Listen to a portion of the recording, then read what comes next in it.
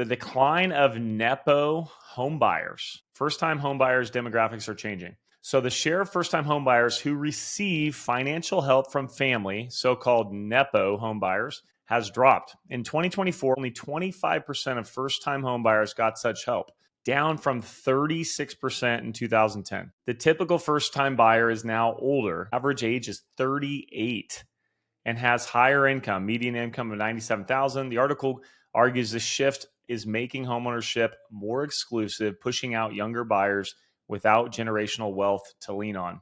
Okay, so questions that we can kind of jump into are, what are the implications for markets and agents when first-time homebuyers are older with higher incomes and less family help? I think agents are, they're just going to need to anticipate a more well-informed and assertive buyer. I mean, someone that's 38 years old has a lot of life experience, whether they bought a home or not. Like, they're more financially sound. They've lived life. They're probably more assertive.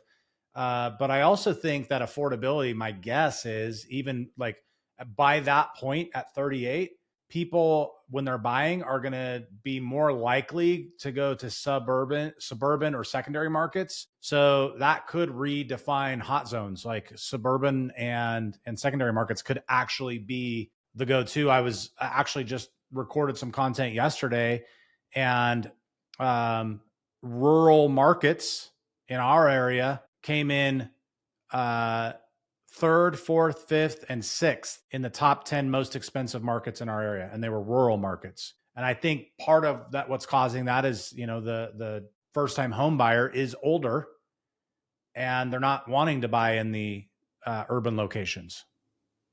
So yeah, I think here's what goes through my head, and it's maybe only relatable to me, but when I got into real estate, I was 22 years old, Brent. I already had the whole, you're young. Even when I was dealing with the average age of a first-time home buyer, let me see, what was the average? Was the average age of a first-time home buyer in 2007? Let's just see what it spits out. I think it was around 25 would be my guess. Oh, no, it was older, 31. So now it's 38.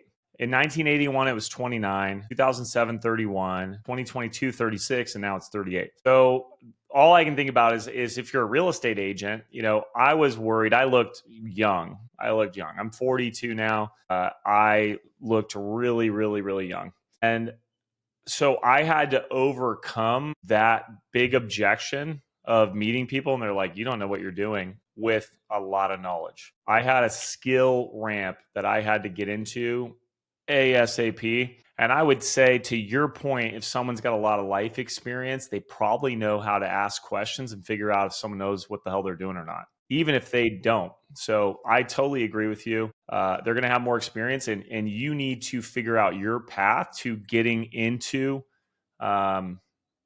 knowledge, confidence, experience as quickly as possible. So you could join group coaching with Real Estate Growth Network, and that'd be a great path to grow yourself. Well, that's a place where you can learn emotional trust building and logic-based objection handling, which is, with this demographic of person, it's going to be the most important. One other thought that I had, and I don't know if you want to move on, but one other thought that I had is what this tells me at that 38-year-old mark is, I think agents should be educating communities more often through first-time homebuyer seminars, because the fact that the Nepo homebuyer has kind of disintegrated just tells me that there's not enough agents out there talking about creative ways to get into the game for a first-time homebuyer, and also shifting the perception of this younger generation that owning a home doesn't tie you down; it actually creates future freedom. So, I think that there's a perspective shift that needs to happen with the younger people. And I think some of it is tied to affordability. I do agree there, but I don't think all of it's tied to affordability, because there are creative ways to house hack and make it happen.